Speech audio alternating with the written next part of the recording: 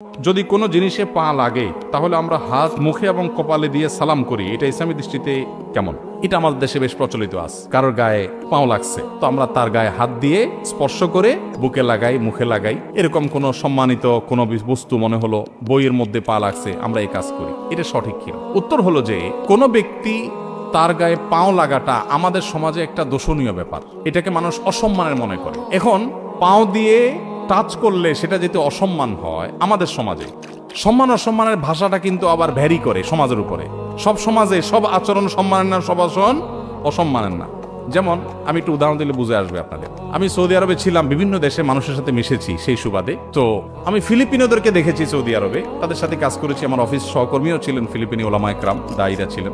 ফিলিপিনিরা তাদেরকে যদি আপনি জিজ্ঞেস করেন ভাত খাইছো কিনা, তারা জবাব দিবে কেমনে জানেন? মুখে জবাব দেখার না দেখ আচরণ। যেমন আমরা মাথা নাড়ে যদি জবাব দিই তাহলে আমরা কি বলবো? হ্যাঁ খাইছি, এই টাইপের কিছু একটা বলবো, তাই না? মুখে না বললে মাথা নাড়লে। আর ওরা কি করে? চোখের উপর দিকে উঠায়, যেমন এই যে এরকম বলে।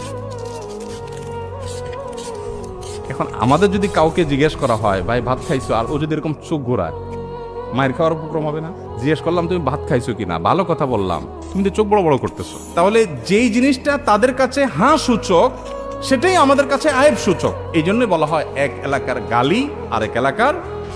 এই জন্য শরিয়ার নির্দেশনা অনুযায়ী মানুষকে সম্মান করতে হবে। এখন পাও লাগাটা আমাদের এলাকাতে এটা আয়েবের, অসম্মানের। কাউকে অসম্মান করতে হলে পাও দিয়া তাকে টাচ করা হয়।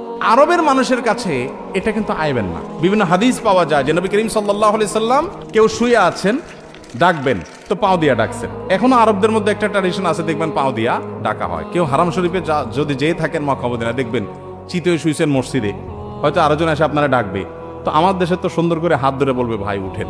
আর ওদের হলো নিয়ম হলো কোন পাও দিয়ে আপনারা গুতে শুরু করবে। আপনি কত বড় বেয়াদব, হারাম শরীফে মানুষকে লাথি মারতেছে, কিন্তু এটা তাদের কালচার।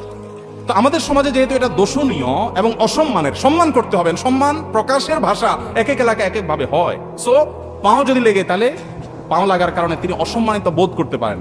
আমি তাকে হাত দিয়ে বোঝানোর চেষ্টা করি আমি কিন্তু ইচ্ছাকৃত আপনাকে পাও দেই নাই, এটা ভুলে লেগে গেছে, জাস্ট এটা একটা ইঙ্গিতের ভাষা।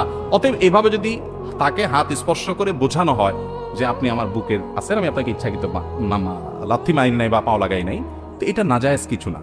এটা নিয়ে অনেক অনেক বড় করে ফেলেন, আরে না এটা তো শরীয়তে নাই, এভাবে বুকে হাত দিবেন কেন, মাথায় হাত দিবেন কেন? এটা মূলত একটা আচরণগত ইঙ্গিতের ভাষা। অতএব এভাবে যদি কেউ জানান দেন অসুবিধা নাই, কিন্তু এটাকে শরীয়ত মনে করবেন না, কোরআন হাদিস মনে করবেন। এটা জাস্ট আচরণের ভাষা। ওই যে চোখ উল্টায়া জবাব দেয়, মাথা নাড়ায় জবাব দেয়, ওইটা ওই টাইপের একটা কাজ। বিধায় এটা করতে হবে এরকম কোনো জরুরি না। আপনি যে কোনো ভাবে যদি তাকে বুঝান যে ভাই সরি, মুখেও যদি বলেন ভাই সরি লেগে গেছে, আমি ইচ্ছাকৃত পাও দেইনি, বাস দ্যাটস এনাফ, যথেষ্ট। বোঝাতে পারছি?